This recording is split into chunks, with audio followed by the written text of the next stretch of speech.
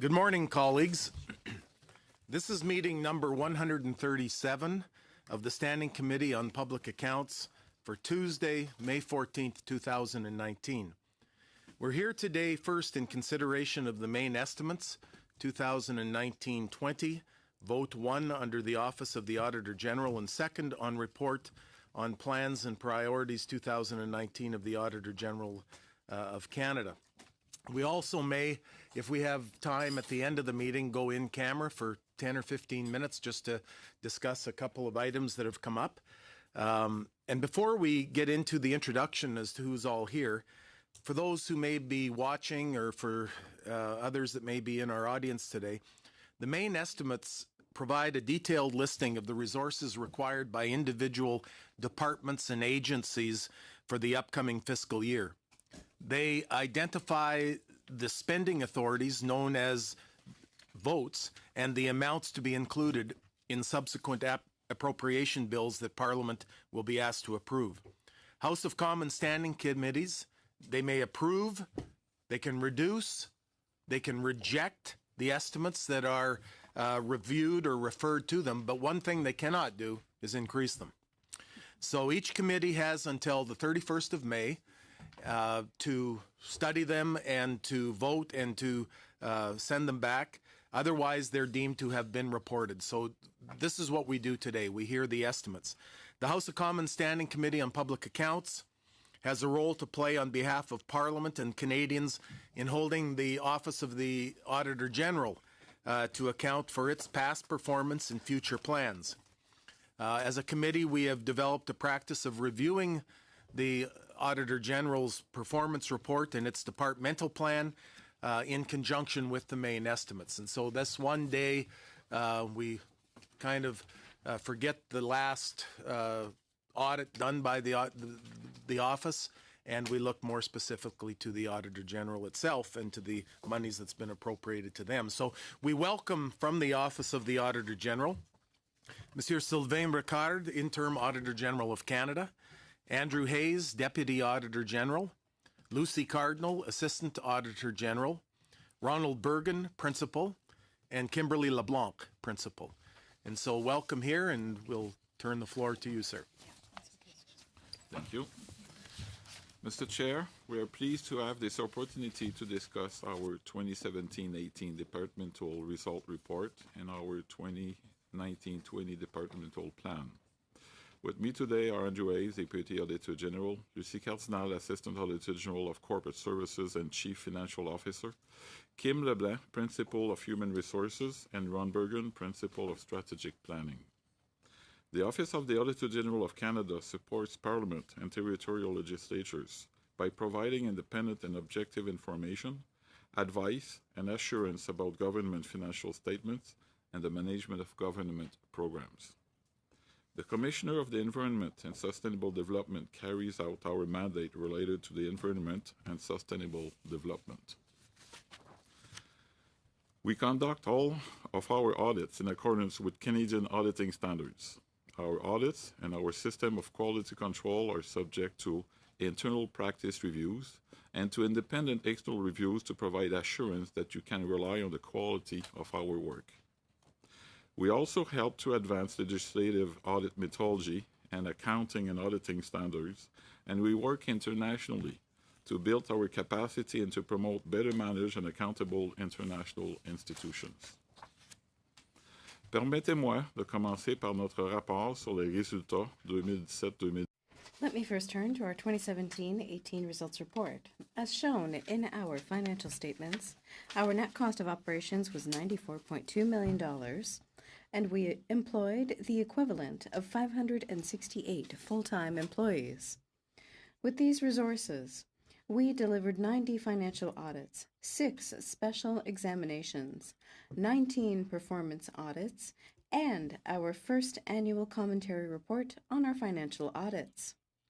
The Commissioner of the Environment and Sustainable Development also published a collaborative report on climate change, working with Provincial Auditors General, and delivered a review of departmental progress in implementing sustainable development strategies and our annual report on environmental petitions.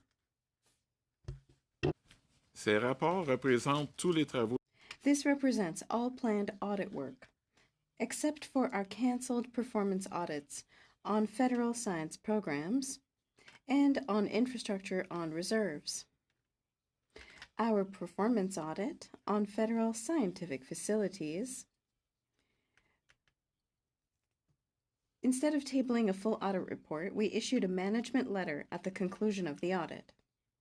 In our results report, we note that parliamentary committees reviewed 88% of the reports we presented to Parliament in the 2017-18 fiscal year. This represents an increase from 72% in the 2016-17 fiscal year. In total, we participated in 52 parliamentary hearings and briefings on our audit work. Le Bureau du vérificateur général du Canada. The mission of the Office of the Auditor General of Canada is to contribute to well-managed and accountable government for Canadians. To assess this, we measure whether all of our audit opinions on financial statements are unqualified, and whether all our special examination reports identify no significant deficiencies. In the 2017-18 fiscal year, we issued unqualified opinions on all but 2 of the financial statements we audited, or 95%. In both cases, we are working with the organizations to address the issues we identified, and can inform you that in one of those cases, we have since been able to issue an unqualified audit opinion. For all 6 of the special examinations of Crown Corporation that we reported in 2017-18 fiscal year, we identified significant deficiencies. In addition to making recommendations to the corporations, we have since issued our first commentary report on these audits to bring our concern to the attention of Parliament. With the help of this committee, we are seeking to improve the management systems, practices, and controls in these corporations, particularly in areas that need government support to resolve the problems. Our assessment of our own organizational performance was generally positive, with no significant opportunities for improvement identified. In particular, in our internal practice reviews, which serve as a key quality control in our audit methodology, the reviewer found that our audit reports were appropriate and supported by proper evidence. Our 2017-18 results report includes several indicators of the impact of our work, along with measures of our operational performance, which are provided in an appendix to this statement. Let me turn now to our 2019-20 departmental plan. The Office of the Auditor General is funded through various appropriations and transfers.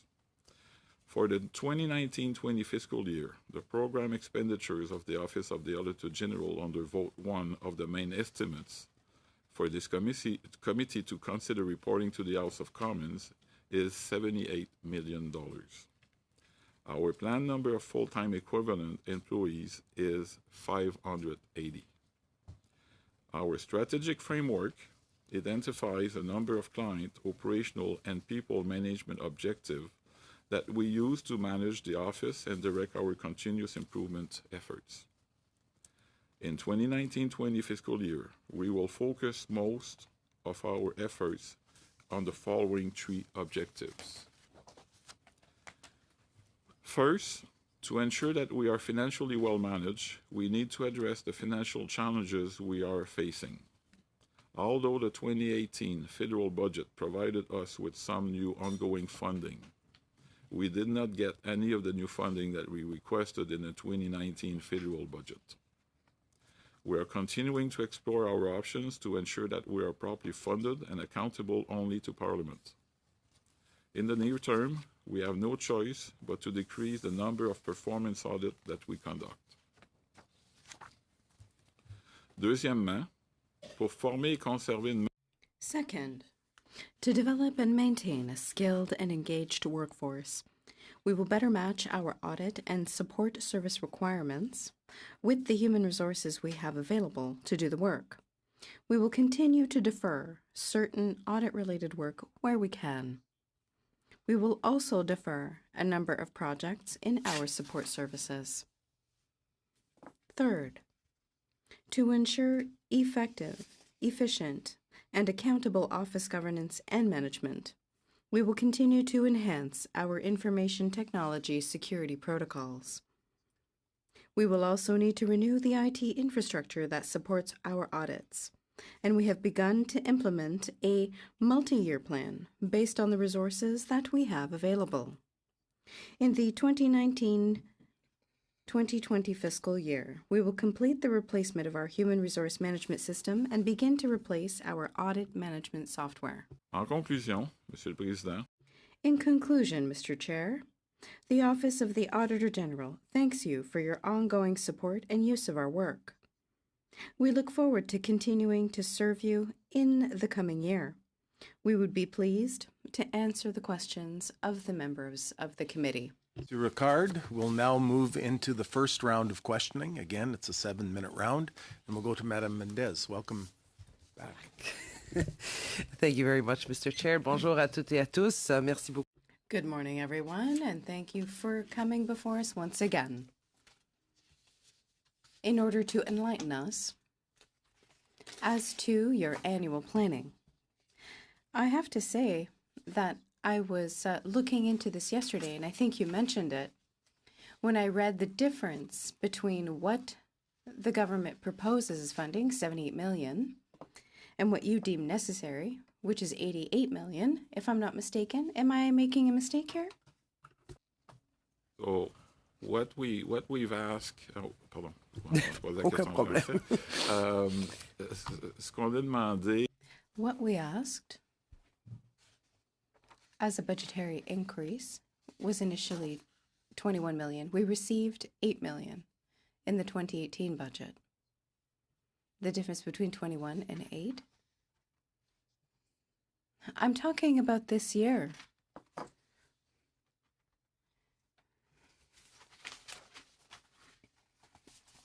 In the estimates, I saw it in English, 37. page 167. You have an estimate of over $88 million. $88,238,296. However, the total credit accorded was around 78 million. Could you tell me what page you're on? Main estimates part 2, 167. page 167 of part 2. mais pour les main estimates. I'm sorry, I don't have the main estimates in front of me. My question was, did you request 88 million and what you were accorded was 78 million? Is that the difference? Vos prévisions budgétaires. In your main estimates for 2019-20? The 78 million is what we had asked for in the main estimates, and it's what we received. Like Mr. Ricard said, we had asked for an additional 20 million, but that was last year? Yes, that's correct. The $88 million is what we're going to have in our main estimates for 2019-20, and that includes the additional 8 million we received. Okay, you're going to receive the 88,238,000, etc. Yes? Okay, thank you. J'avais aussi quelques questions sur I also had a few questions. Sorry, I took some notes. Let me just find them again. les deux entités qui avaient reçu des The two entities that had received opinions. I believe that you had some unqualified opinion audits. What were the problems that you had found with those two entities that you mentioned in the opening statement? Was it governance? Essentially, these are files in which we conduct an audit and not all of the information is ready. The information is not just about the quality necessary to conduct an audit. What we do in a situation where we don't have enough information is, in this case, the two entities in Nunavut, to give you some details. When it happens, we work with the entity to try to help them to improve the financial information processes. Does that have to do with the training offered in order to be able to meet the audit criteria accepted in Canada? Does it require that as well? Yes, that's one part of it. Sometimes these are small organizations. To access all of the expertise and to be ready with the information required when it's requested, sometimes that's a challenge. Well, thank you. I think when it comes to other provinces and territories that you verified, it seems to be going well? Yes. And Maître Cardinal specified that for this had to do with inventory. Data management. It's a general problem for the government as a whole. Now, on the issue of data, since we have sat on this committee since 2015, this is a problem that we understand that you have noted in just about every department. Have you sensed that there's been an improvement over the last 3 years, or are you not really seeing any major differences? Well, this is a problem that seems to persist. It appeared in a recent report. There are problems of this nature in 4 of 5 files, depending on how you define it. You could say that it's in 5 of 5 files. Therefore, it's a persistent problem. Is there a reason for that? When we look at audits that have just been produced, or rather just tabled, and even when we look at ourselves, there's a significant challenge when it comes to information systems. We're talking about the documents and challenges we have with funding. Over time, we have underinvested in our information systems. We referred to our human resources system, which, if I'm not mistaken, is on a DOS platform. It was more than time for us to update that. Obviously, there's a problem with assuring continuity of business operations. Well, thank you. I'm out of time. Thank you. Mendez, and thank you. We'll now move to Mr. Kelly, please. You have 7 minutes. Okay. Thank you very much, Mr. Chair. Just, I'd like to pick up on part of what we were kind of going in that direction anyway, but the in your opening statement, you spoke of requesting more money and not receiving it, and thus having to make operational decisions based on the money that you have been that these estimates contain, and certainly since we can't increase your estimates, that's a political question for the government, not a question for us today. But I would like to know, you spoke of deferring support services. Could you elaborate on what you are deferring, what's already been deferred, and what potential consequences you see from deferring these support services that you mentioned? So a good part of that is about the IT systems, the IT support functions, which include or lead to issues of IT security. And a few years ago, we went through an assessment internally to identify what was needed on all of the IT front for our business needs. And basically what we're down to is to remain a modern and relevant audit organization, we need to have the means to do our work in an efficient way, in a relevant way. And with artificial intelligence and all of those new way of doing business in various organizations and the new systems, if we don't remain current, we don't have access to the tools to audit the systems that we're auditing. So that's a significant challenge we're facing. And when we discuss with the private sector, for example, it's clear that we are falling behind, and we have to deal with that. Otherwise, it will come a point where we'll face a wall. We will be auditing entities, and we won't have the tools to do it. Okay, so I think you mentioned your human resources system. Is that? So the human resource is truly an internal system. That's the one I was referring to. That was is running on DOS. Right, but is that one funded now and will complete, or is that part of what you're still deferring? We prioritize it because it was getting to a point where it was becoming very dangerous of failing on us. So we made it a priority number one, and everything else was pushed to the side, including some priorities on the audit operation side, in the sense of having the tools, audit tools, IT audit tools, to provide to our auditors.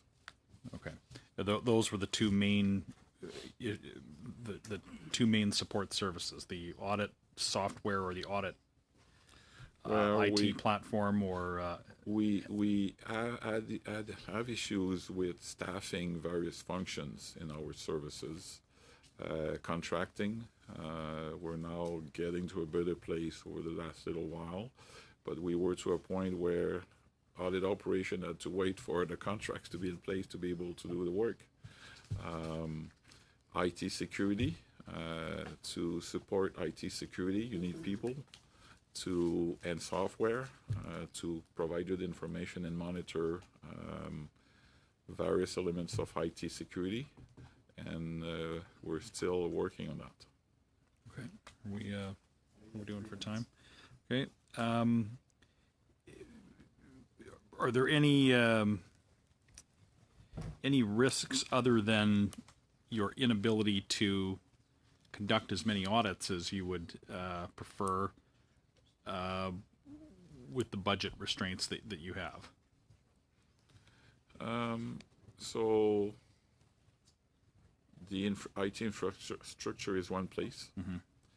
IT staffing and expertise is another place. Over the last few years, and the former Auditor General referred to that here and a few times in the past, the pressure it put on the staff of having to stretch everything all the time. The way I put it to colleagues is the only way we will go through this year in a reasonable way. It's because some new mandates that we're giving us are not picking up or starting as fast as they could have. So when we're talking about the pipeline audit, that it be the infrastructure bank, those new mandates that we got, if they would have gone all faster at the same time, we would have had to make even more difficult decisions this year. So we're managing for another year to minimize the impact, but longer will go, more problem it's going to become. So you are the auditor for the infrastructure bank, and that is a new audit function that you must perform. Yeah, okay. And there's a number of them that we were asked to audit over the last few years. Okay. I'll say 4 or 5 of them. Okay. But there was no increase related to that, except when we've turned to ask what I was referring to earlier. Right. 21, and we got 8. Okay. The 21 was to include all of the new, in your estimate, was for all the new functions, all the new things that you have been asked, and to catch up on the operational or support services Yeah, side. I'll ask Mr. Hayes to maybe add to this, but the former Auditor General had prepared a full business case describing all of it, and maybe Mr. Hayes can speak to some specifics. Yes, thank you. At the time that the Auditor General presented his budget business case to the Minister of Finance in 2017, some of the mandates that Mr. Ricard was talking about were contemplated. The Infrastructure Bank, for example. The work on the pipeline, Trans Mountain Pipeline Corporation, wasn't contemplated at that point in time, and we didn't receive additional funding for that. Likewise, the significant change in legislation like the Federal Sustainable Development Act, which enhanced the scope of the Commissioner of the Environment's responsibility to 96 entities from 26, that did not come with an increase in funding. She has a responsibility that's a lot broader than she did before. So new mandates create a challenge for us without additional funding. Thank you very much. We'll now move to Mr. Christofferson, please, for 7 minutes. Thank you, Chair. Thank you for your presence again. We appreciate it. I'd like to talk about this budget business. This is incredibly troubling. Colleagues who will know that traditionally in the 15 years and 5 parliaments that I've been here, at the end of this meeting, the one question that the chair always asks of the Auditor General as a closing question, no matter what has transpired in between, is, do you have sufficient funding to carry out your mandate? And the answer inevitably is yes. That wasn't always an easy road to get through. I do not recall, I stand to be corrected, but I do not recall ever having the Auditor General come in and say, I do not have sufficient funding to do the work I would normally do, and so therefore I have to do less. And that's what I'm reading here. And I'm going to quote it again. Although the 2018 federal budget provided us with some new ongoing funding, we did not get any of the new funding we requested in the 2019 federal budget. We are continuing to explore our options to assure we are properly funded and accountable only to Parliament. In the near term, we have no choice but to decrease the number of performance audits that we conduct. So I just want to be crystal clear. You put in a request for more funding. It was denied, and as a result, you're going to do less audits. Is that correct? That's correct. Again, I referred earlier to the fact that the former Auditor General has signaled those things over the last few years, that we were going to the point we are now, and we're now there. I don't know if Mr. Hayes want to add to that. Yeah, I might add to that. So the former Auditor General, Michael Ferguson, started to signal the pressures for resourcing in the first quarter of 2017-18 quarterly financial statements. He said that increasing audit and service costs from a funding base that is not increasing will require reductions in products or services or both in the near future. In 2017, in the summer of 2017, he made his initial budget request to the Minister of Finance. We worked through the government system and we received approximately $8 million in additional funding in budget 2018. That represented only a portion of what Mr. Ferguson had asked for.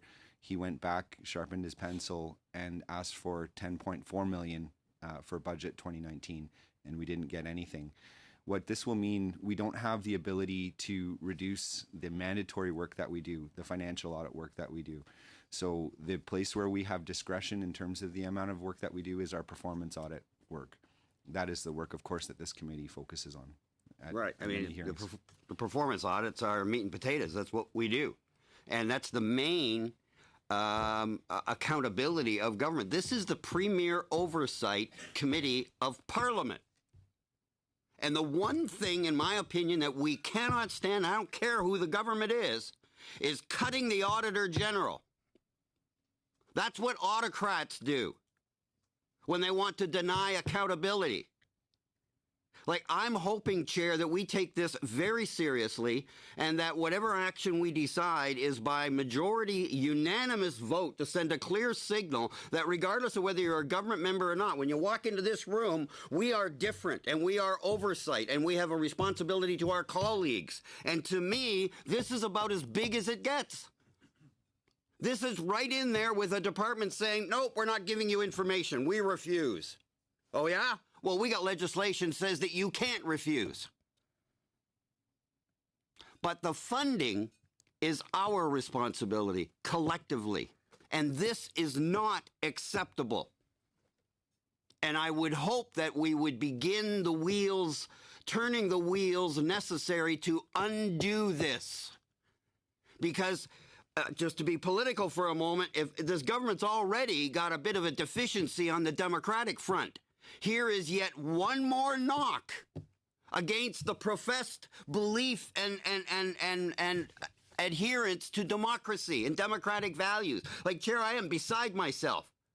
This is not acceptable. So I'm hoping, I'm not going to raise any other issues because to me, I've got a couple of questions, but they pale in comparison to the question of whether, I mean, some of us do this work internationally. You've traveled internationally. Vice Chair Mendez has traveled internationally. This is the kind of stuff that we go, holy smokes, are you kidding me? That's how your accountability system works? And then we're so thankful that we live in Canada where that kind of thing doesn't happen. Well, this is exactly that. And it's not acceptable that any government cuts the money of the Auditor General, which is the main accountability of government in this Parliament. Period, full stop. And I can only hope, Chair, that colleagues are in agreement and that we agree on a course of action, whatever that is, to send a signal to the government that this is not acceptable from an oversight point of view. I'm good. All right. Thank you. I didn't hear a question there, so I just see a lot of smiling faces on from the Auditor General's office. So now we'll go back to Mr. Sarai, please. You have 7 minutes. It's actually Ms. Yip. Oh, Ms. Yip. Jean.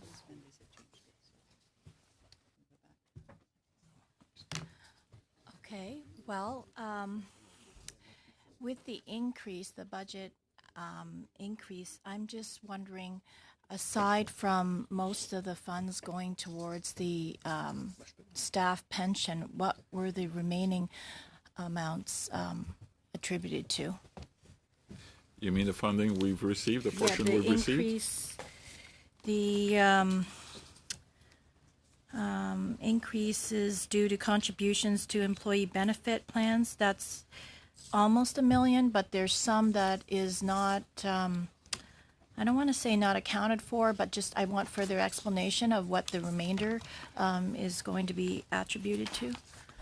So if I think somewhere in the report it also mentions IT, but besides that, is there anything else? Well, what I have as a note here, and hopefully we're talking about the same thing, there's also an amount that was for economic increase that was decided for all of government at the center that we've also applied in the office. So the economic increase to the salary levels of staff. So following what Mr. Christofferson said, if there is an increase in the budget and so forth, what are some of the reports that you would bring back? Or is that not even possible with the increase?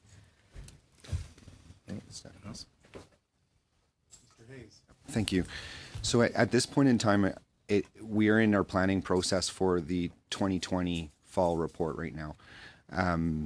We have had to plan for fall 2019 and spring 2020, pardon me, based on the funding that we have already in place. We worked through the government process, worked with the Minister of Finance and with the Treasury Board, and we received the funding that we got in budget 2018 in October of 2018. So we have started to try to spend that money by hiring staff, by putting contracts in place that we need to work through the next year. But at this point in time, if we do receive additional funding, we expect that would probably be coming in budget 2020, in which case we will have to wait until the government process for allocating those funds is complete. What the Auditor General, Michael Ferguson, asked for was a budget funding mechanism for the Office of the Auditor General. He would have extended that to other agents of Parliament, in fact, and he wrote that to the Minister of Finance, that is linked directly to the work that we do. In the case of the Auditor General, that could be to program expenditures, overall government program expenditures. But without the funding in our hands, we can't plan for audits that we would like to do. Okay. What are some of the office's revenue generating activities? If we want to call it revenue generating, I'll more define it as cost recovery, because we're not trying to make profit on it, obviously. We're doing some international audits, the UNESCO. We're doing the we used to do the ILO, International Labor Organization, and we're doing right now, and we're getting Interpol, thank you. And on those audits, the costs we incur, we get payments to recover for that. Any thoughts of generating more income by doing some educational workshops to other organizations? I'll turn to my colleague lawyer here, but we don't have the authority to do business just to generate revenue. We don't have that authority. Okay. It's mentioned that the OAG will replace the human resource management systems and replace the audit management software. Just wondering what safeguards have been implemented to make sure that the experience of Phoenix isn't repeated in your area for both the human resource support system as well as the audit software. So thank you for this opportunity, and I'm saying that an opportunity because it will allow me to refer again to the former Auditor General, as you can imagine, having gone through the Phoenix audit, and one of the message that was conveyed through as a result of that audit was the necessity for people at all levels to speak up and say it the way it is. So Mr. Ferguson had been very clear within the office of the expectation of people to speaking up. So when we started the IT project, we've got people in the room, including the Auditor General for part of it, and the message couldn't be clearer. Call it red when it's red. Red meaning green, yellow, red, you know, those dashboard type of things, meaning if there's an issue, everybody, all level, you call it the way it is. And that just helped making sure that the whole process would play out in a smooth way, in a structured way, having all the flags coming up in a timely manner, and ensuring to minimize the risk that come with any IT projects. Thank you, Ms. Yip. We'll now move to Mr. Davidson, please. This is the second round, so we have 5 minutes. 5 minutes. Thank you, Mr. Chair, and thank you all. Good morning. I just want to thank your office for all the hard work you do for Canadians and your employees. A couple questions. The financial report issued by your office in March indicated that there were insignificant funds available and a captivity shortage to perform all the functions expected, and that 5 planned audits were canceled. I believe so on what basis were the performance audits canceled, and has this reality of these financial challenges changed since the report was published? I ask Mr. Bergen. Mr. Chair, we have a committee that oversees the performance audit planning schedule. They went through all of the planned audits. They determined which 5 were, if I may say this, the least important to deliver to you, and those were the 5 that we have had to cancel. Okay, so nothing's changed in the meantime at all with that? No. So it was basically the least important audits that your office deemed that were deleted from. Yes. Okay. At present, is the Auditor General's office capable of meeting all of its statutory reporting obligations? I'll have to say yes, because we want to obviously do that. They are mandatory, but to a cost. There's a cost to doing it. Again, I refer to many areas in the office where we're under investing for some time. And again, this year, the fact that some of it didn't pick up as fast as they could have, along with delaying some other initiatives, made us being able to deliver on all of the mandatory mandates. Okay. Over the last 5 years, has the number of special audits and examination of government departments conducted by your office increased or decreased due to any limited capacity needed to meet any statutory deadlines? Would you say? We're talking all. I might answer that question if that's okay. So we have continued to do the financial audit work that we are required to do. We've continued to do all of the special examinations of Crown corporations that we're required to do. Those happen on a 10-year cycle. So we've been working through that. We obviously had a bit of catch up to do because we delayed some of those special exams to do the work that we did on the audit of senators' expenses. What you'll see in terms of the audits that we are producing is a decrease in the performance audits, the number of performance audits.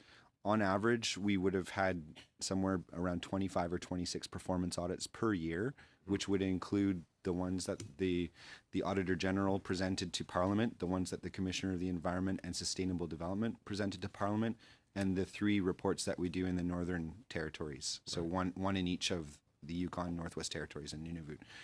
With the funding that we have, the Auditor General, Michael Ferguson, expected that we would probably be dropping to a total of 14 performance audits per year, so dropping by about 10. 10, which is significant.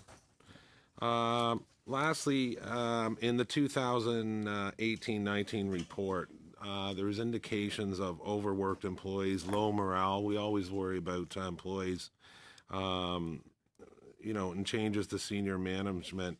And the 2019-20 report again identifies a lack of resources as a significant challenge for employee morale, which we all worry about.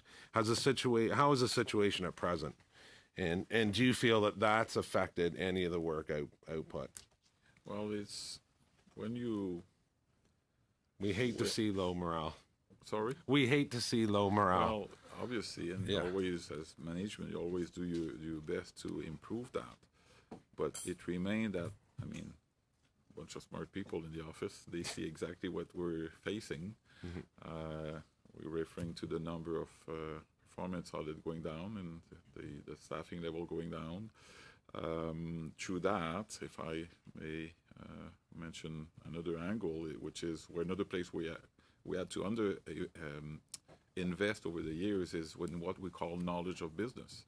It's one thing when you're reducing your capacity and your funding to keep delivering audit one after the other. But one of the places that suffered is reducing the knowledge of business, the analysis up front, to be able to identify good audits, the best audits, and then conduct them in an efficient way and to have the most impact and the more value.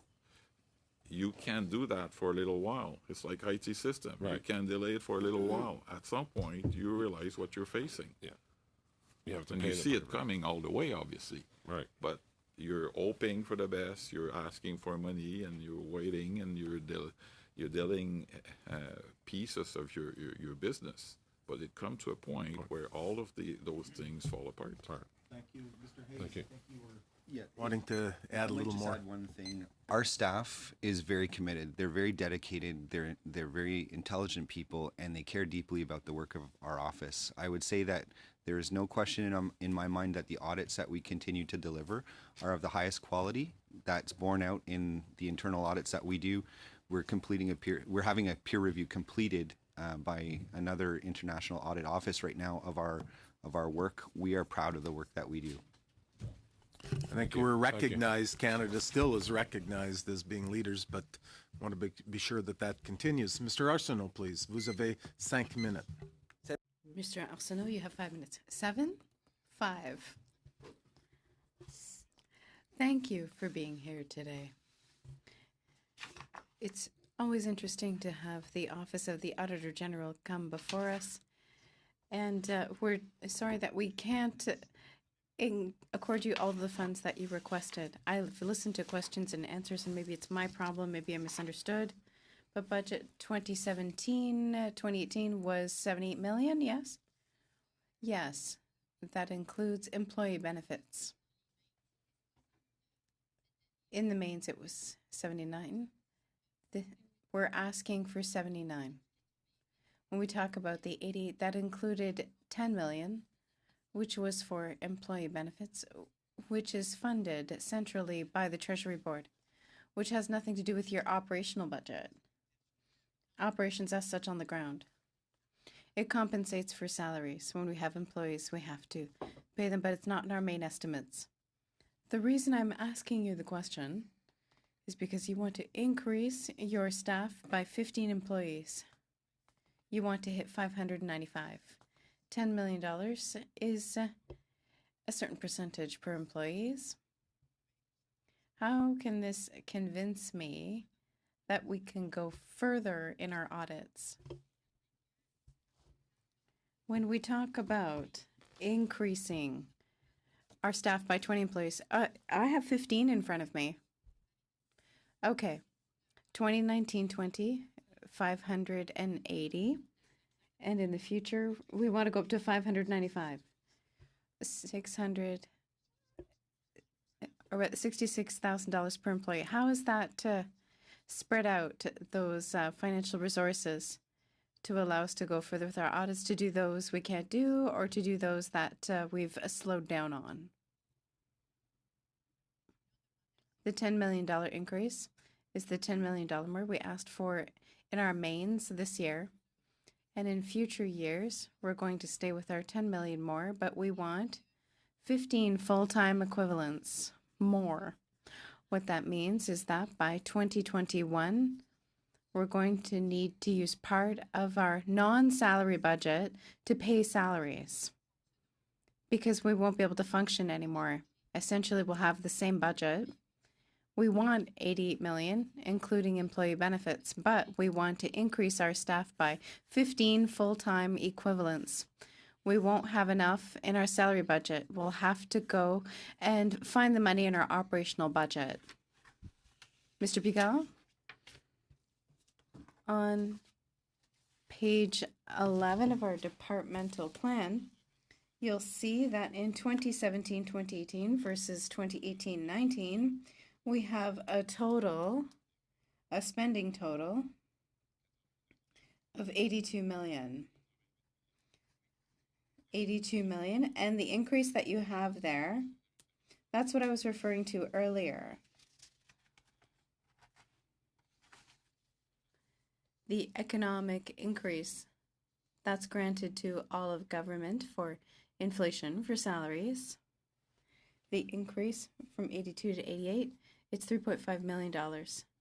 This economic increase was set at by the central agency for all employees. For the 580 employees, around that 3 million for 1 year. There was a retroactive pay applied up until about 2014 or 15. There was a retroactive pay for 3 or 4 years. Once again, we applied rates established by central organizations. That's 3.5 million and $1.4 million for IT security. Do I still have time?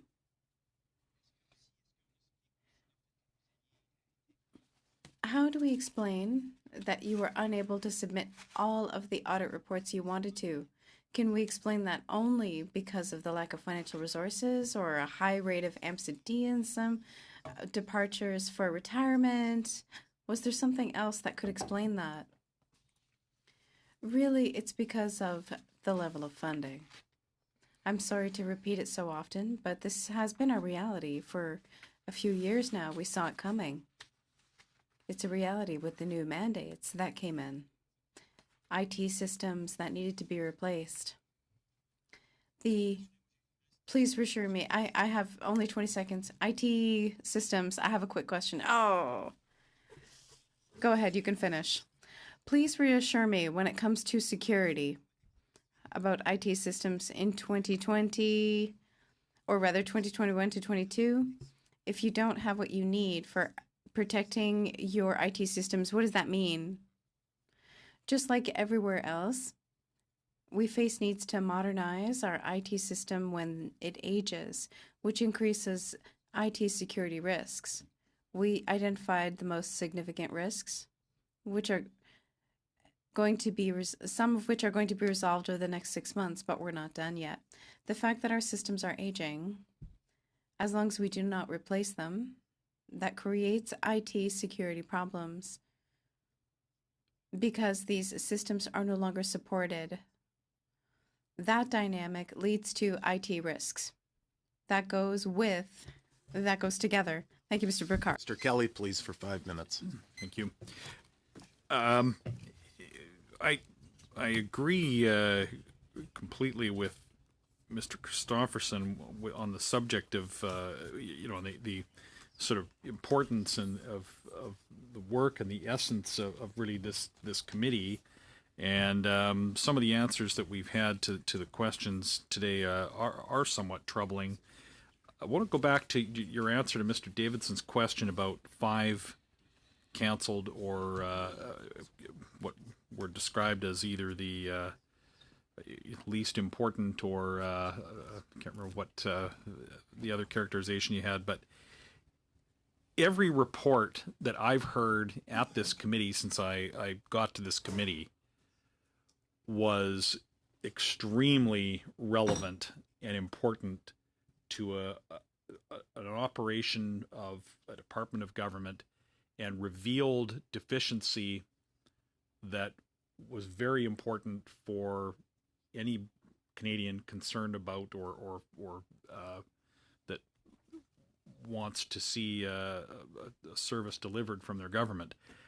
If we were at the point where we were receiving reports that maybe seemed somewhat trivial or somewhat that didn't really have major concerns to them, I might accept that you've got reports that could be cut and without harming your overall mandate. But I have to assume that any report that you decided not to conduct or area that audit that you decided not to perform is probably we've now lost an important piece of accountability. The Office of the Auditor General is no different than any other department. You have to be accountable for the money that you expend, and we have a responsibility at this committee to hold you accountable for your spending. But that was a troubling answer to the question we had before, and not one that we're going to be able to solve at this committee, Mr. Chair, but one nevertheless. Can you elaborate at all, even further, onto what you didn't audit as a result of capacity shortfalls? So, as Mr. Burkett mentioned, when he answered the question, he said the least important, if I can say it that way, or along those. So obviously, any audit we plan, are obviously audit we believe are of importance. Then we have to make difficult choices. So, combating cybercrime, protecting Canada's North, heritage service to Canadians, training and learning to deliver service to Canadians, shared travel solution within the Government of Canada. Sorry, what was that one? Say that again. The travel system, the application that is there for a civil servant to make all of the traveling arrangements. Okay. Well, I would have liked to have received all of those reports, because I suspect that there would be important information that any one of them might contain. If I've got a minute left, too, okay, thank you. I want to go back to then the operational or the deferred support services. Are you in any way captive to how other departments deal with these issues? Like we've heard at this committee, shortcomings or issues with Shared Services Canada. Do other departments and your interaction with Shared Services, for example, affect your ability to update your software? I mean, are these shortcomings within your control, other than a shortfall in funds, or are you partially held captive by the decisions in other departments? So there's probably a mix, but my initial answer will be most of it we have control over. Most of it, if we would have the capacity, we would indeed turn to them and fix them and be in a better place. We do do business with or through Shared Service Canada for some elements of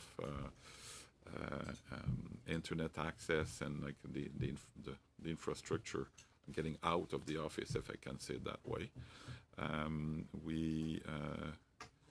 But the vast majority of what came out of our assessment of where we are on the IT front are things we would turn around and fix it if we could.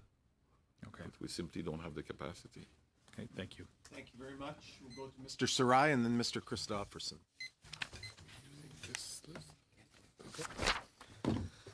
Sorry, just a little confusion on our list. I'm going to ask on the IT systems as it's been asked quite a bit, and I think it brings concern in an age of cyber espionage and cyber security. Which IT systems will be at the end of their supported lives? Is it the software you use to actually do the audits or store the audits, or if you can elaborate on that?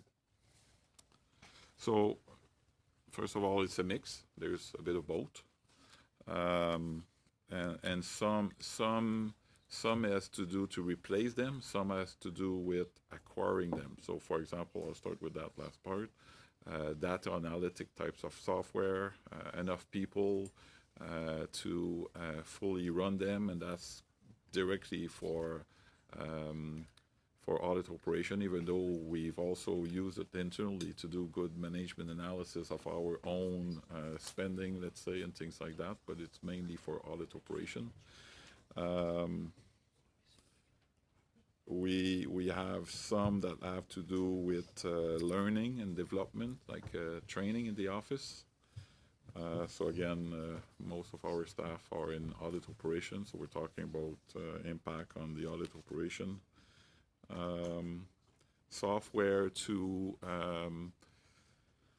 when we do business with an entity, an audit an entity, we need to exchange information, get information from them, and capturing that in an automated way. So to bring that in the audit tool and make it more efficient and simpler for everybody, and being able to directly electronically draw from them rather than doing paper analysis. So those are a few examples.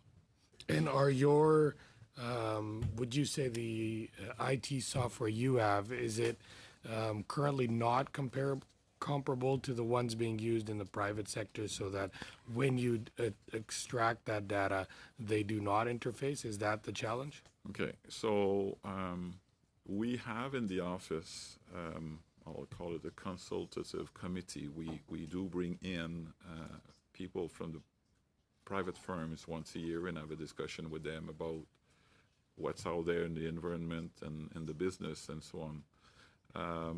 The last meeting that took place, I'll say 2-3 months ago, the private sector firms were very clear to us that we are significantly behind where they are and how they're doing their business.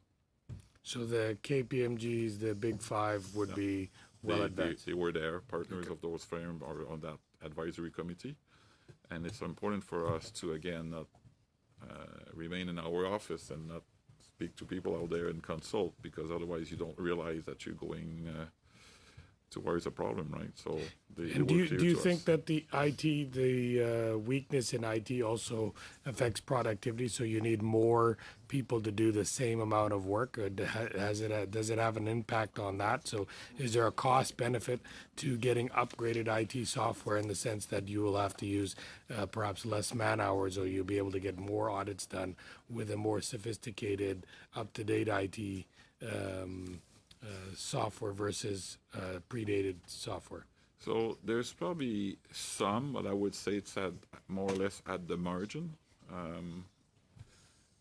What's really the driver here is to be able to do a real good audit. And two things come with that reality, the challenge we're facing. One, it causes us challenges in terms of recruitment. Because people won't want to join an organization who's not up to date in technology. Second, not having tools that allow you to audit system at entities that are way ahead of you, more advanced than you. At some point, there's a disconnect there, and we have to find solutions. On that same wavelength, is there an issue that with new recent grads that are from the audit world, they are trained on software that is much more advanced and therefore find it challenging to work with a more primitive system that we may have? Is that what you're trying to allude to? So somebody coming out of university who applies to a government job, the software that he or she is trained in is perhaps more advanced than the software that is being used in the government of Canada? They're more current, and they see other place where they can go work, where they have technology that is more advanced than us, and it's more interesting to them. And One thought, I'll let you go one thought. We're all it's on cybersecurity. Do you have contingency plans in the event of a cyber security event based on the current technology you have? Yeah, we've made an assessment that came up with a number of elements to address, and we've prepared an action plan to address every one of them. Thank you. Mr. Christofferson. Thank you, Chair. One of the benefits of being around a long, long time, and the supreme benefit of not running again, is you have absolutely no need and no interest in headlines. I'm not going to make any further comments. I've had some consultation with my fellow vice chair and the chair of the committee, as well as the representatives on the official opposition caucus, and there seems to be some interest in buying ourselves some time. If possible, it would be in all our interest to avoid this train wreck, because I personally will make it my mission in life between now and when I leave in the next few months to scream from the mountaintops that the government is stifling accountability, and that would be the beginning. What I would do, Chair, is that at a time you think is appropriate, I'd like to move a motion to table for the discussion and vote on the estimates for a week, to give our colleagues on the government, I don't want to put words in their mouth, but as I understand it, to give the government members an opportunity to go back to their government and ask some of the questions that have been raised here and satisfy themselves that it's the right thing, or help us find a way to get it amended so that we can get back to where we need to be. And so I'm just going to stand down any further comments, and when you feel it's appropriate, I'd like the floor to move a motion to table the vote on the estimates for a week. All right. Thank you, Mr. Christofferson. I will do that. And Mr. Ayoub, vous avez 5 minutes. Mr. Ayoub, you have 5 minutes. Thank you, Mr. Chair. And thank you to all of you for being here.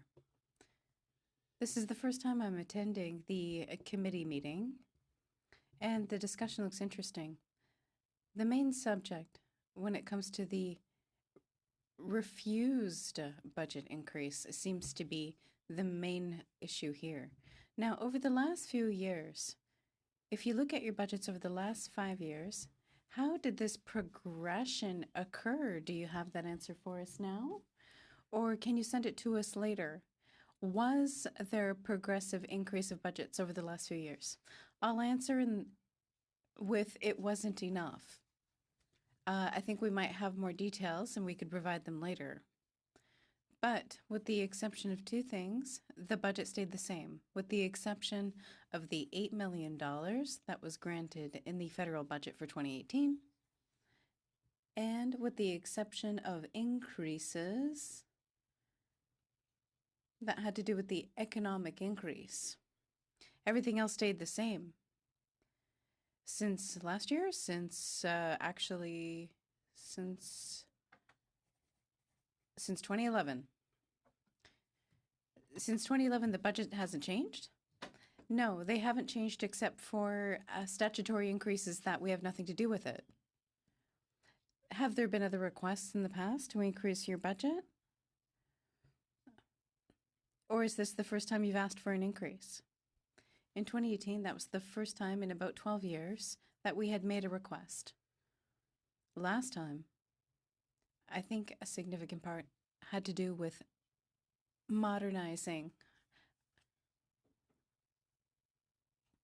What is the reason that you were refused the full increase? Was there any particular explanation? No. We made the request to ensure going through the mechanism that we are supposed to use, and we filed our request in writing, and we found out, just like everybody else, what was in the 2018 budget, and we saw the $8 million there. When you say you make a request in writing, do you not talk to anyone? I don't know, is it via internet? Do you send an email? There's no discussion with anyone to make your request? We had discussions with members of the Department of Finance regarding our request. However, the budgetary process is a process that is protected by cabinet confidence. And we don't know the reasons for which we did not receive the full funding that we had requested. Okay, I understand. There might be more information to obtain there. Now, when you tell me about the progression of the budget, which was relatively stable over the last few years, what is your independence when it comes to setting priorities among files to study when you have choices that you have to make? And inevitably, you must make them. Who determines what files to be studied or not reviewed? Are you the ones who determine? Do you have a committee? Is there somebody from the outside of your organization who influences which files to study or not?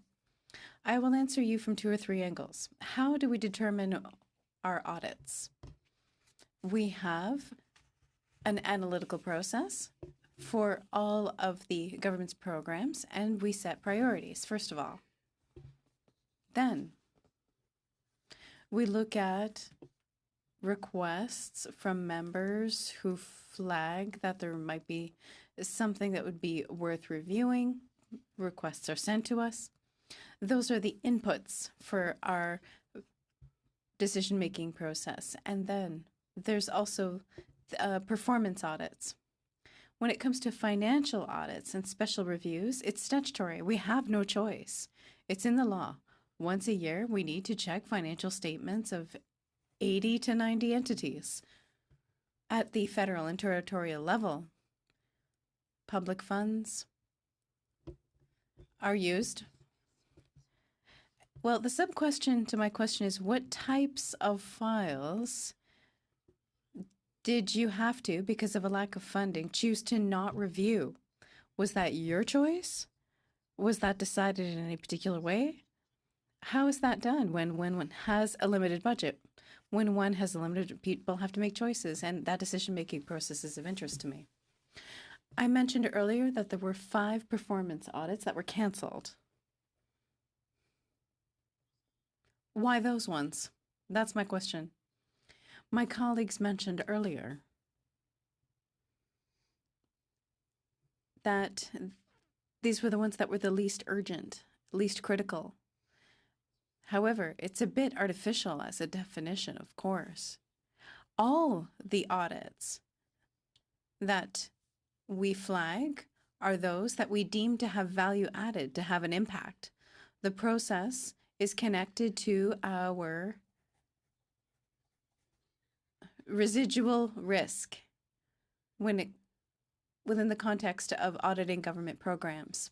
When we choose subjects to audit, it's because residual risk is higher than for other programs that we may not have identified.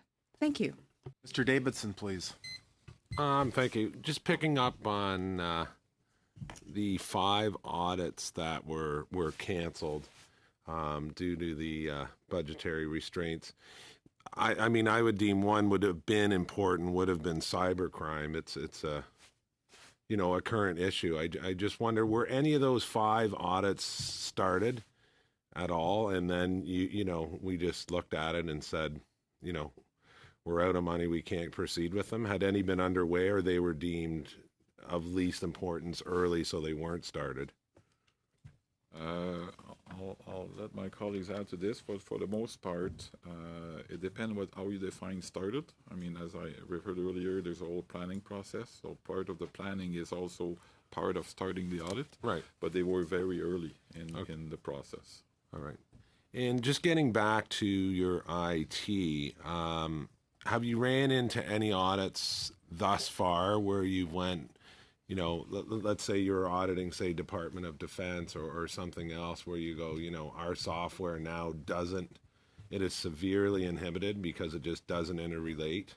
And there's become a lot more manual work you've had to do due to software not, interrelating. So what I'm going to offer here is to say this. Over the last 2 years, we started, small scale, invest in software for data analytic. And we see huge potential coming out of that. And as I mentioned earlier, we also decided, it's so powerful, we decided to use for our own management of our own organization and do data mining on our own internal data. We have 2-3 individuals specialized in that business. We could use 20 and make much more relevant audits and good audits. Right. We still do the audit. We do the minimum. We do the minimum. You may have read in the departmental plan, we reproduce the last message from the former Auditor General to the staff, where he's referring to adding value at three levels: transactional, and so on and so forth. Well, without those more modern tools, you remain at the base. You do issue your audit report at the end of the year, but you just delivered a basic audit report. No value add, just bare bone. Okay. Thank you. Thank you, Mr. Davidson. Madam Mendez. Thank you very much, Mr. Chair. And I'd just like to, I'm starting to get some answers, so that helps. What I've just gotten from finance is that in budget 2018, the investment of $41 million over 5 years, so the $8 million is recurring every year.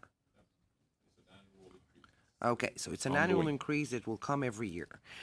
So it's $41 million over 5 years that is invested in the office. Our annual level of ongoing level of funding has been increased by $8 million. For 5 years. That's the okay. And I've asked our analysts to come out. Do you want to clarify that? Well, I don't remember seeing something that says after 5 years is being removed. I think it's more a matter ongoing. Of the l'horizon of planning of finance over to 5 years. So it's true for 5 years. Okay, no, so that's just to make sure that we have it there. So it's not, there were no cuts. There was this investment of 41 million for the for the foreseeable future. And I go back to Mr. Christopherson's comment about the fact that we had never seen cuts before in the budget of the Office of the Auditor General. And I've asked the analysts to give me a very quick overview of past years. So from 2011 to 2014, your budget was about $85 million a year. So 75 plus on the supplementary estimates, you'd get 10 million more.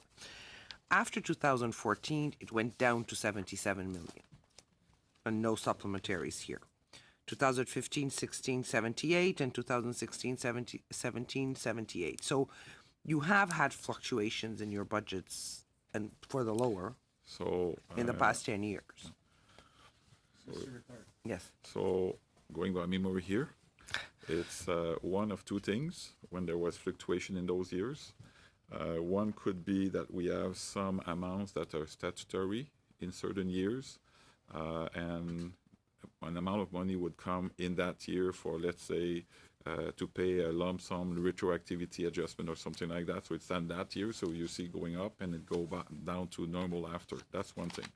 The other thing is maybe in those years there was the SOR, overall government reduction. Everybody was reduced, and we were asked to apply it within the department, the organization. And I think that was in 2011, but before it fully impact, it may be in the following 2 years. So again, I'm going by memory here. Well, but from 2011 to 2014, you actually had an increase. You were at 85 million more or less. And then you came down to 77 million. So I'm just trying to understand how the office managed to operate with a pretty significant decrease between 13 and 14 of $7 million, and why? Why was that abrupt cut? Was this part of the cuts throughout government? This cut was mainly through the SOR. We were at 85 million in 11-12, and now our budget is more at 78 million. And we have now this increase that brought us to 88 million. And okay, so because I'm getting, okay, I get the 10 million for employment benefits, for employee benefits, okay? That has nothing to do with your operational budget. That's part of what you need to have to pay your staff, and that's okay. And that's paid directly by the Treasury Board, if I understand correctly? it is. Yeah, okay. So your operating budget is 78 million or 78 million plus the 8 million? Our operating budget is 78 million. If we forget about the EBP, What is the EBP? that's the employee benefit So plan. you're this 10 telling me million. that before last year your budget was 70 million? Are you talking? Because there are a lot of numbers here when we talk about budget. It can be what's in the main, what our cost of operation is. So when you're talking about our budget, you mean really what you approve in the main, so our kind of our total funding. So let If me you can- offer something, and I know Mr. Hayes want to add here. Maybe one way, because as Madame Calzana said, there's so many numbers, there's so many ways of looking at numbers, budget, forecast, there's all sorts of numbers. If I bring that back just to what this committee recommend to the House this year, it is, help me to see here, 78. Okay, there's 78 here. Last year, that amount was? 69. Okay, 69. Last year, this committee recommended to the House 69. When we read the opening statement, we said 69. That was the main estimate, the main vote. This year, that equivalent is 78. The difference between the two is the 8 million. Okay. Okay. So Okay. again, Getting it's a bit complicated to be It's able to speak all the confusing, same yes. numbers depending from which angle you look at the numbers. So Okay. that might be a simpler way to look at it. The main estimate that this committee recommend went up by the amount that we got in the 2018 federal budget. Okay. Now, that amount that had been requested in the 2018-19 budget by Mr. Ferguson of 21 million overall, Yeah. that was per year? 21 million per year It that would was have requested? been ongoing. Ongoing, Like the 8 okay. is ongoing. No, the 8 I get it. That's what you got. But the request was 21 Yeah. million ongoing. Yeah. to be able to fully fund the 595 staff and all the operational requests you need for the studies you do. Sandra, you want to? Yes, that's correct. I think it might be helpful to share some of the analysis that Mr. Ferguson did to support his request. In summer 2018, Mr. Ferguson wrote to the Minister of Finance and explained that back in 2011, before the strategic operational review, the budget cuts, which we voluntarily participated in at the request of the Minister of Finance at the time, our budget was 74.5 million. Government program expenditures were 244 million. Effectively, our budget represented 0.03% of overall government spending. As time moved on, he dealt with the various numbers in the middle, but what he was saying was to maintain our, well, let me back up a bit. Without the additional funding that he was requesting, in addition to the $8 million, our proportion compared to government overall spending, program expenditures, would decrease to 0.023% in 2020, 2021. So basically at 2011, we were at 0.03. At 2020, 21, we would be at 0.027. That's 0.023. He was requesting this additional funding to get to 0.027. So not even to the same proportion that we were at in 2011, but where he thought that we would be able to operate in the way that we should to produce the audits that we are expected to produce. So the 21 million that he initially requested on behalf of the office for budget 2018, he actually dropped that number. We got the 8.3. He dropped the number from 21 million to 17.7, I guess. He asked for an additional 10.4, not for the entire 21 million last year. So I hope that helps. It's confusing without looking at numbers, but I hope we'll eventually manage to have a clearer portrait. But thank you for the precision. Thank you. I have Mr. Kelly is the last question today. Just to carry on though, I want to make sure I understand this too, because I am bothered by some of what we've heard today. When Mr. Ferguson made his final submission requesting 10 million, following which he received 8. Just clarify there, the 8 million, so maybe let me back up. For budget 2018, we requested 21 million. Yes. We received 8.3. Okay. We went back to request the remainder of what we determined we needed, and I misspoke. I said 10.4, but the number he had was 10.8 million. So the difference between 21 million and 8 million, he shortened that to 10.8 million. Okay. And we didn't get that. Had you received that, would that have been enough to ensure that all necessary audits could be completed, the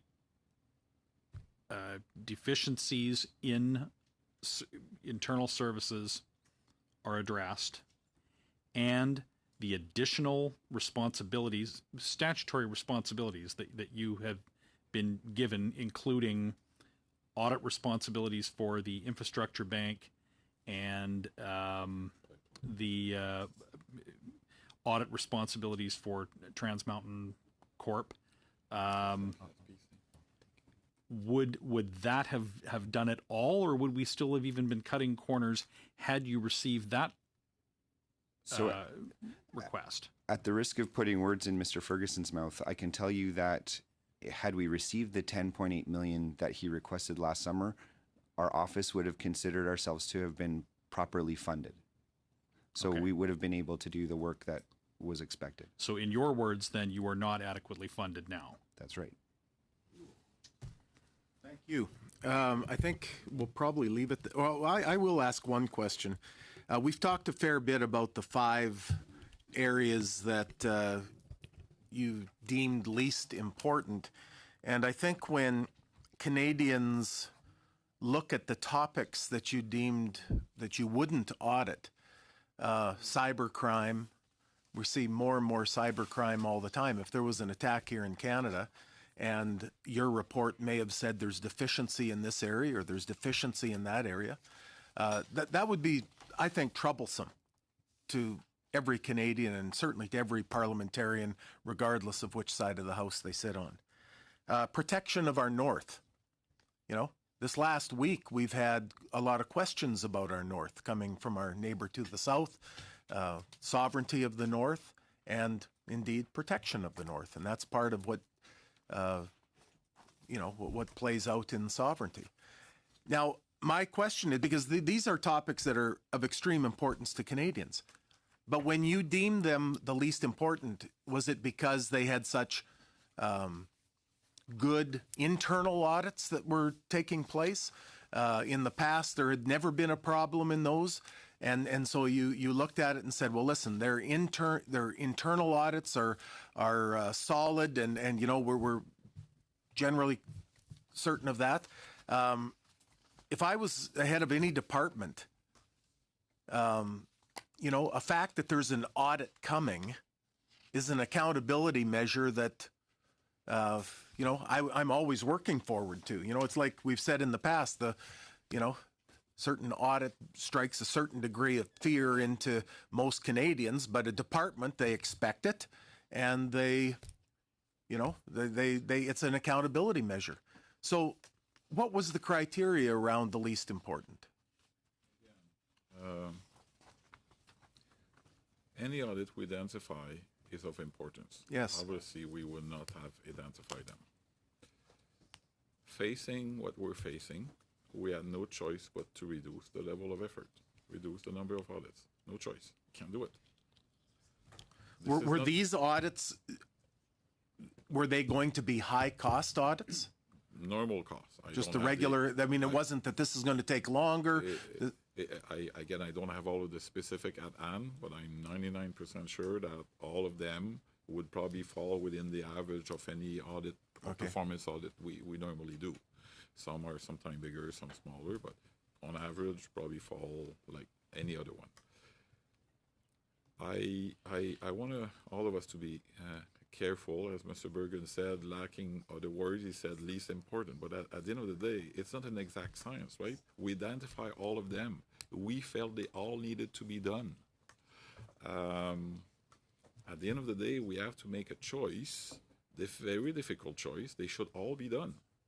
They should all be done. We've never heard this committee saying do less performance audit. We never heard that. No. Well, we feel bad of saying to you, sorry, I know you didn't ask for less, but you're going to get less. We can't do any magic here. Right. Is this different than other departments? Like, I'll just throw that out as kind of a question. Like, should we be viewing the Auditor General's office different than other departments? Because I'm sure that other departments perhaps didn't get everything they asked for. Why is this different? Well, so there's no doubt that every department makes requests for funding, and some get the funding they request and some don't. That's a reality of the budget process. What's different about our office, I would say, is the independence and objectivity that's expected of our office. So it's a challenge. There's a tension involved when we work through the budget process with the government, and it's the very same departments that we're auditing on a regular basis. There's a tension. There's a difficulty for us.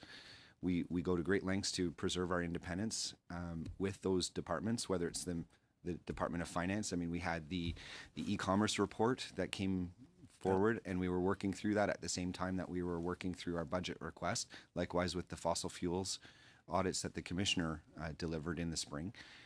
Treasury Board Secretariat is involved. We know from dealing with those officials at those departments, they're very professional. They're working their hardest.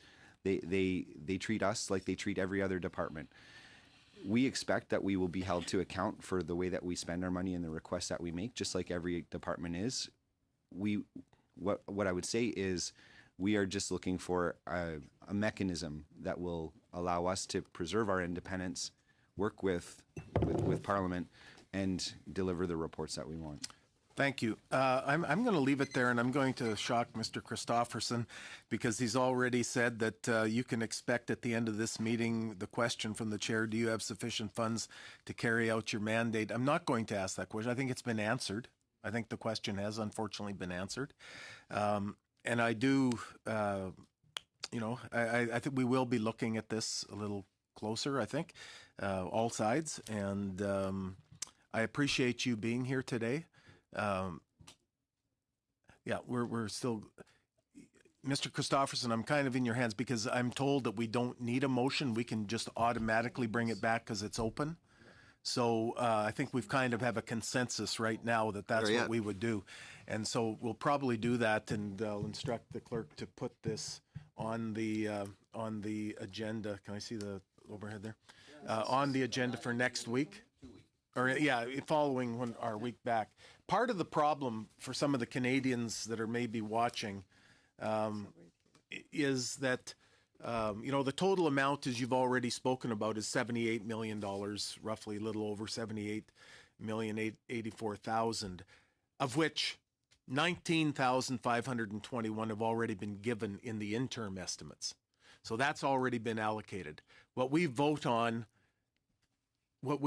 on would be 55,000 would be the balance, 58,000 some dollars. So for Canadians, if we would have called a motion, it would have been in regards to the remainder $58 million available. So there's a lot of different numbers that come here, but the big package is that $78 million that we're talking about. And so in a way, thank you for coming and helping to... Sorry to interrupt you. Yep. Chair, I do apologize, but we have a little time. I just want to make one point. It's quite salient, and that is that the examples that Ms. Mendez was mentioning that is how it happened. But I was here, and the difference is that the Auditor General, when asked, "Can you still properly carry out your work?" They said yes. When we cut back from 3 reports a year to 2, both those examples, I was really concerned that obviously from the same point I'm taking today, things are being cut. What's going on? This is not good. But the AG was saying, we can manage it. It'll be difficult, but we can do it as part of our effort back in the day to give our contribution. And so, to me, the distinction and the reason that I'm the way I am is that in the past, being good corporate players and being team players and part of the government, the AG absorbed what they could, and that's when that funding went down. But that was them saying we can still do this and do our job. It's in the answers. I asked the pointed questions. Now, when we ask those questions, the answer is no, we can't do all the audits. All the audits should be done. We have no choice but to reduce audits. And this business of least important is just a bad choice of descriptors because we're talking things like, as you pointed out, cybersecurity. So again, I just wanted to point out the difference in the past when there was reduction was that the AG testified to us that they could manage it within their budget and it wouldn't affect the work that they wanted and felt needed to be done. The difference now is the AG is being very clear. We are being impeded in carrying out what we want and feel needs to be done because our funding requests were denied. That is new. Thank you, Mr. Christofferson. Well, we can't... To resume what we heard, and I think what the most important takeaway that I get from the testimony today is that and Mr. Hayes just said it, what we actually need is a recurring mechanism to ensure the funding of the office. That doesn't depend on going to knock on the Minister of Finance's door every year, but that there's if I understood correctly, that is what you would like to have, a recurring mechanism. I think that is it? Mr. Ricard. I'll if I may, just use the opportunity, and that is, there are 2 things. To be able to operate, we need money, more money. Second, we've had many discussions with the former Auditor General who found it, those are my words, and my colleague Laurie will correct me with the exact words, it's not appropriate for us to be talking to finance and TBS, to ask for funding when we're auditing them. I mean, this very last tabling, we had a chapter, an audit on e-commerce that included finance. At the same time, we had a file with them to ask for money. That's a tough. That's not appropriate. Yeah. So I don't know, Mr. Hayes, if you want to. I think that's sufficient. I think we're there. I'll just close by saying thank you for being here and for clearly, I think you've done it in a very appropriate way, for clearly saying that, I guess just reporting on the estimates and letting us be aware of the concerns, but also that we know that you are doing extremely good work and we commend you for that. We're going to suspend. We're going to have committee business for about 10, 15 minutes just on some of this. And that will be in camera, by the way. So we'll suspend and then go in camera. Thank you again.